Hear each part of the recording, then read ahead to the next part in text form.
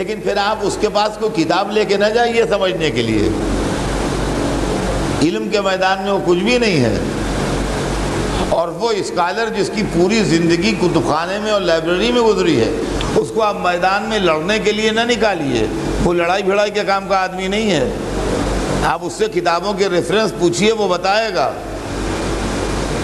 اور جو آدمی اتنا زبردست و بہادر ہو کہ لشکر اس سے دبتے ہوں اور فوجیں اس کی صورت دیکھ کے بھاگتی ہوں اور اکیلا پورے لشکروں کو بھاری پڑ جاتا ہو، اس کو آپ شب قدر میں مسجد میں رات بھر نہ لائیے، وہ 100 رکعت نماز پڑھنے کے لائق نہیں ہے، یقین مانیے آپ۔ مسجد سے بھاگ جائے گا، چلا جائے گا زبردستی اگر آپ کی جگہ، تو وہ 7 رکعت واجبی پڑھ لے، بہت بڑا احسان ہے۔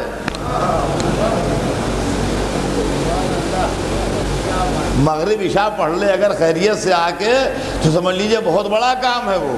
لیکن آپ اس کو رات بھر کہیے کہ ابھی یہاں بیٹھیے گا اور ابھی 100 رکعت نماز ہوگی اور پھر عمل قرآن بھی ہوگا اور پھر نماز شب قدر بھی ہوگی اور پھر دعائے جوشن کبیر بھی ہوگی، وہ بہت ثواب ہے، پڑھ کے جائیے گا۔ کیسی بات کرتے ہیں آپ؟ اگر آپ مسجد میں بند کر دیجیے گا اسے، دروازہ توڑ کے باہر نکل جائے گا، مگر ٹھہرے گا نہیں رات بھر مسجد میں۔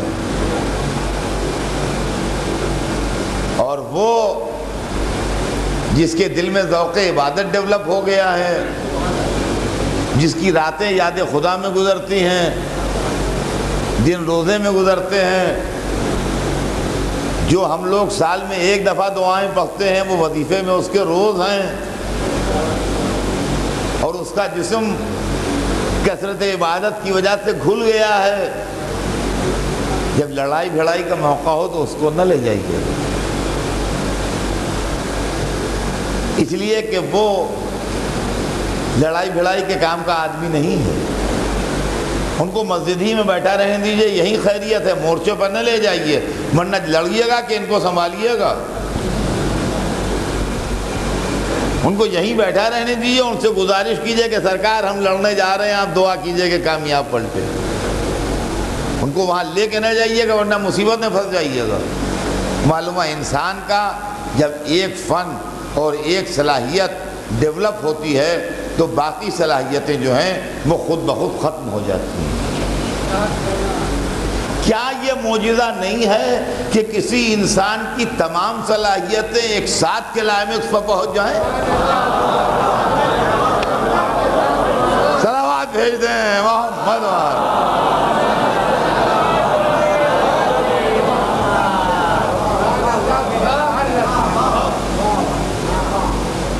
آپ انصاف سے بتائیے، کیا یہ بات حیرت انگیز نہیں ہے؟ ایسا تو نہیں ہوتا عام طور سے، دنیا میں ایسا نہیں ہوتا عام طور سے۔ اس زندگی میں آپ ڈھونڈ لیجئے کوئی ایسا آدمی جس کے اندر مختلف صلاحیتیں ایک ساتھ اپنے کلائمیکس پر ہوں۔ لیکن علی کی ذات کو جب ہم دیکھتے ہیں تو جب ان کو میدان میں دیکھتے ہیں تو کوئی اور علی ہیں، جب ان کو محراب میں دیکھتے ہیں تو کوئی اور علی ہیں، جب ان کو منبر پر دیکھتے ہیں بولتے ہوئے تو کچھ اور علی ہیں، جب وہ مسند درس پر بیٹھتے ہیں پڑھاتے ہوئے اور تعلیم دیتے ہوئے تو کوئی اور علی ہیں، جب وہ فیصلہ کرتے ہوئے جج کی کرسی پر بیٹھتے ہیں تو کوئی اور علی ہیں، جب وہ غریبوں اور یتیموں بیواؤں میں بیٹھتے ہیں تو کوئی اور علی ہیں۔ تو یہ کون سے علی ہیں کہ ہر فن میں بے مثال ہیں؟ اور عزیزان گرامی، یہ جو ضد ہے، یہ جو ضد ہے کہ صاحب علی کو ہیومن بینگ کی حیثیت سے پیش کیجئے، ہم پیش تو کر دیں گے مگر آپ ہماری پرابلم حل کر دیجئے، ہماری پرابلم حل کر دیجئے۔ علی کے متعلق ساری دنیا یہ مانتی ہے کہ ان سے بڑھ کے عالم اسلام میں نہیں گزرا۔ ان کی خلافت پر کوئی جھگڑا ہو، ان کی امامت کے سلسلے میں کوئی کانٹروورسی ہو، ان کے معجز نما ہونے میں اختلاف ہو، ان کو یا علی کہہ کے پکارا جائے یا نہ پکارا جائے، اس میں کوئی جھنجھٹ ہو، یہ سب کچھ قبول ہے، لیکن وہ بہت بڑے عالم تھے اور ان کے دور میں ان سے بڑھ کے عالم نہیں تھا، اس میں کوئی کانٹروورسی نہیں ہے، اور ان کے علم کو ساری دنیا مانتی ہے کہ وہ بے انتہا زبردست ایکسٹرا آرڈنری عالم تھے، اور ان کے علم کا ثبوت آج بھی موجود ہے ان کی کتاب کی شکل میں، جس کا نام نہج البلاغہ ہے۔ تو سوال یہ پیدا ہوتا ہے کہ علی کو ہم امام اگر کہیں گے تو وہی ہو جائے گا، دیکھیے صاحب آپ وہ سپر ہیومن بات کرتے ہیں، ہیومن بینگ کی طرح رہنے دیجئے۔ تو اگر علی ایک آرڈینری ہیومن بینگ آدمی تھے اور اتنے بڑے عالم ہو گئے، دیکھیے غور سے میری بات سنتے رہیے گا، اتنے بڑے عالم ہو گئے کہ 1400 برس سے ان کے علم کا ڈھنکا بج رہا ہے، تو ظاہر ہے کہ بغیر پڑھے تو کوئی عالم ہوتا نہیں، تو علی نے کسی سے پڑھا بھی ہوگا، ضرور پڑھا ہوگا، جبھی تو اتنے بڑے عالم ہوئے۔ عرب کا مزاج یہ ہے کہ ذرا ذرا سی بات پر فخر کرتا تھا، اتنی سی بات کے اوپر وہ ناز کرتے تھے۔ اگر کسی خاندان کے شاگرد ہوتے علی تو بعد میں وہ خاندان زندگی بھر فخر کرتا کہ علی جو اتنے بڑے عالم ہوئے وہ ہمارے گھرانے کے پڑھائے ہوئے تھے۔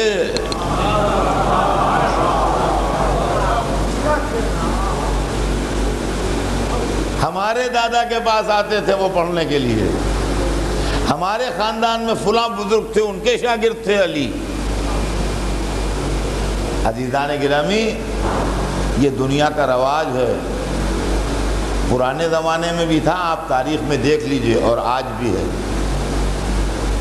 کہ اگر کوئی کسی کا شاگرد ہوتا ہے اور ایکسٹرا آرڈینری نام کما لیتا ہے تو اس کے خاندان والے اور گھرانے والے کہتے ہیں کہ یہ فلاں صاحب جو ہیں یہ ہمارے گھرانے کے شاگرد ہیں۔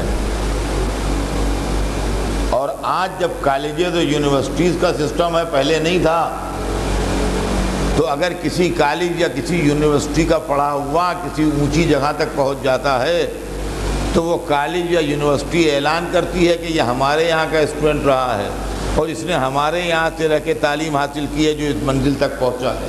کسی فیلڈ میں، سیاسی فیلڈ میں، تعلیمی فیلڈ میں، آپ کے اسپورٹس کی فیلڈ میں، کسی فیلڈ میں ایکسٹرا آرڈنری نام ہو جائے، اس کا غیر معمولی نام ہو جائے، کلائمیکس پر پہنچ جائے، تو جس کالج کا پڑھا ہوا ہے وہ کالج بھلے اس کو ایوارڈ دینے کے لیے بلائے، جس یونیورسٹی کا پڑھا ہوا ہے وہ یونیورسٹی اس بہانے بلا کے اعلان کرے کہ یہ ہمارے یہاں کا ہے، مگر یہ کہ وہ کہتے ہیں کہ یہ ہمارا شاگرد ہے۔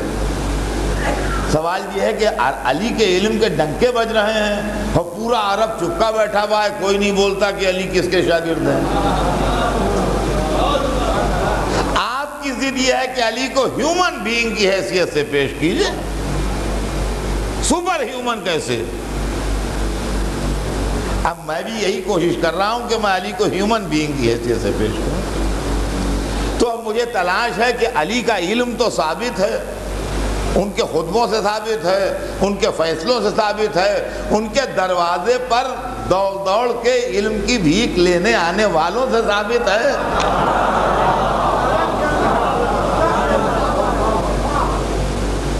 کہ علی زبردست عالم تھے، ان کے علم کا دنیا میں جواب نہ تھا، لیکن سوال یہ ہے کہ یہ زبردست عالم کہاں پڑھا تھا، اس کی بیسک ایجوکیشن کہاں ہوئی تھی، اس کی سیکنڈری اسٹیج پہ اس کو کس نے پڑھایا تھا، آگے کتابیں اس کو کس نے پڑھائی تھیں، یہ عالم کہاں سے اتنا علم لے کے آ گیا تھا بھائی؟ تو پورا عرب کیوں؟ کوئی نہیں کہتا کہ علی ہمارے یہاں کے پڑھے ہوئے تھے۔ جب مدتوں کسی نے دعویٰ نہ کیا تو ہم نے سوچا چلو علی سے پوچھیں کہ یا علی، یہ جو آپ اتنے بڑے عالم ہو گئے تو آپ کو پڑھایا کس نے؟ جو آپ اتنے بڑے عالم ہو گئے.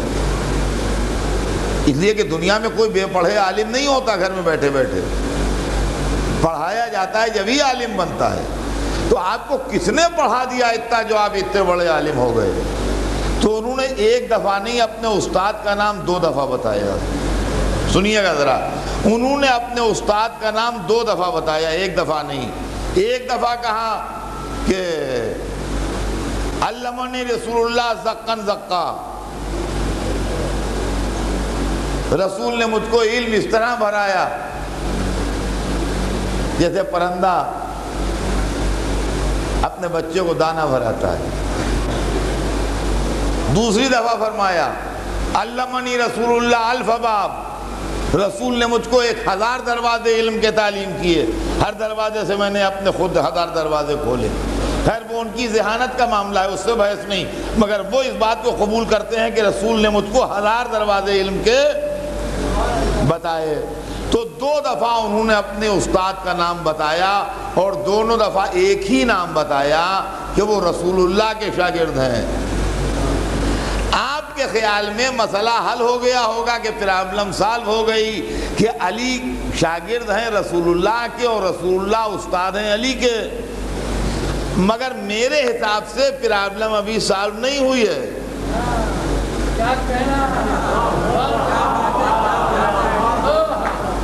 میرے حساب سے پرابلم ابھی سالو نہیں ہوئی ہے.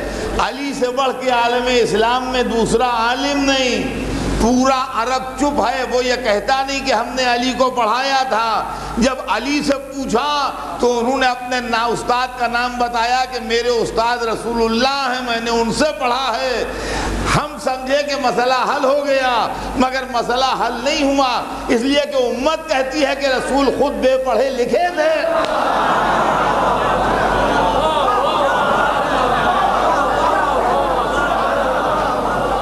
صلوات بھیج دیں محمد والا.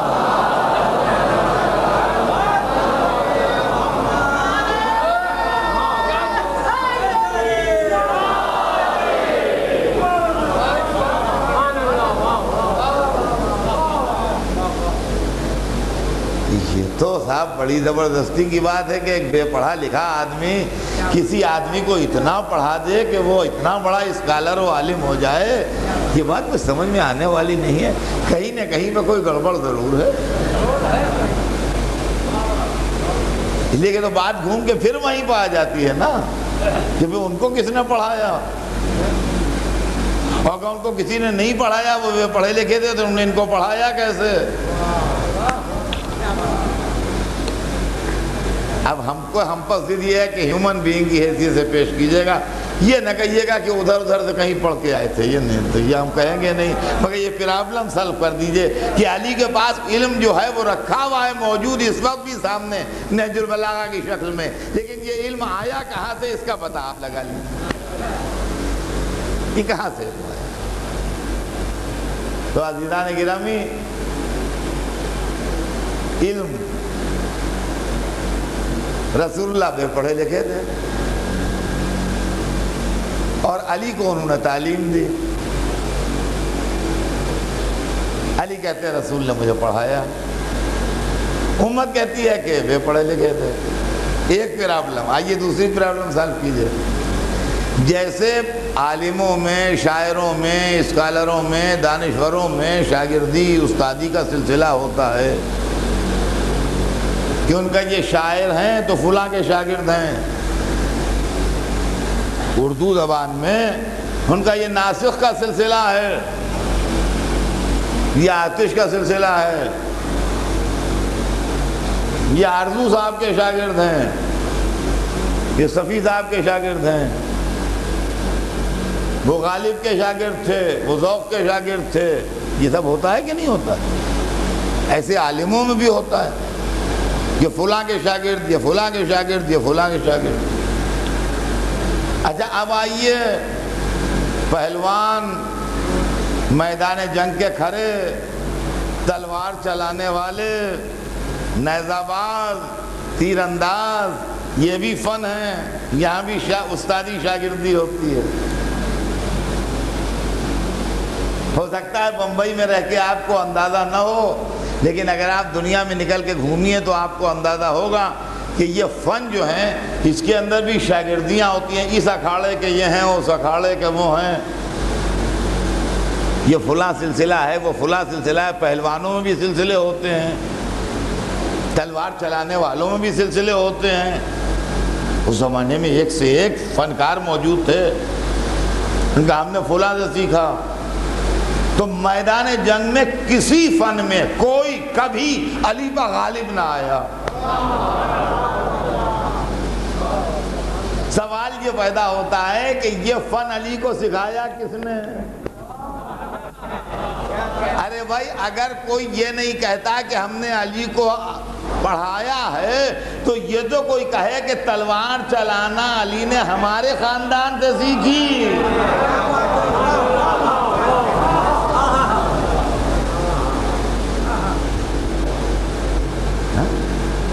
یہ تو کہتے کہ جو مرحب کو دو ٹکڑے کیا، جو انتر کو مارا، جو امر کو زیر کیا، جو تلوار کے جوہر دکھائے، وہ جانتے ہیں آپ وہ ہمارے بزرگ تھے جو بڑے تلوار کے دھنی تھے، علی ان کے پاس آیا کرتے تھے، انہوں نے گر بتائے تھے۔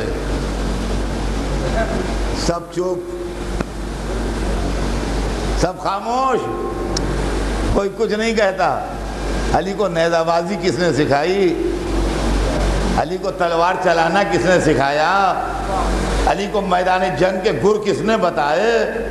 اور پھر علی نے خالی علمی دنیا میں معجزے نہیں دکھائے ہیں بلکہ میدان جنگ میں بھی معجزے دکھائے جو دشمن کی زبان اقرار کرتی ہے، الضارب بالسیفین والطاعن بالرمحین۔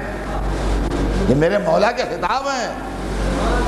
ہم نے تو خالی کتنا سن لیا ہے کہ علی بہت بہادر تھے، علی نے میدان جنگ میں معجزے دکھائے ہیں۔ الضارب بالسیفین، کبھی کبھی یوں لوٹتے تھے میدان جنگ میں کہ دیکھیے ایک عجیب و غریب چیز ہے جو واقعاً کچھ باتیں سمجھ میں نہیں آتی ہیں مگر تاریخ لکھتی ہے کہ ایسا ہوا ہے۔ دو ہاتھوں کا الگ الگ ایکشن ہونا یہ بہت مشکل کام ہے، مشکل نہیں، ناممکن ہے، پاسبل نہیں ہے یہ۔ اس ہاتھ کا ایکشن الگ ہو اور اس ہاتھ کا ایکشن الگ ہو، اور دونوں ایکشن پراپر ہوں، گڑبڑ نہ ہو جائے۔ علی کے لیے ہے کہ الضارب بالسیفین، کبھی کبھی ایسا ہوتا تھا کہ دونوں ہاتھوں میں تلوار لے کے حملہ کرتے تھے تو یہ ہاتھ ادھر کاٹ رہا ہے، یہ ہاتھ ادھر کاٹ رہا ہے۔ والطاعن بالرمحین، اور دو نیزے ہاتھ میں لے کے حملے کرتے تھے۔ تو دونوں نیزوں کا ایکشن الگ الگ ہے۔ یہ میدان جنگ کا میریکل ہے، یہ معجزہ ہے، مگر یہ علی کی تاریخ کے اندر لکھے ہوئے جملے ہیں، میرے گڑھے ہوئے جملے نہیں ہیں۔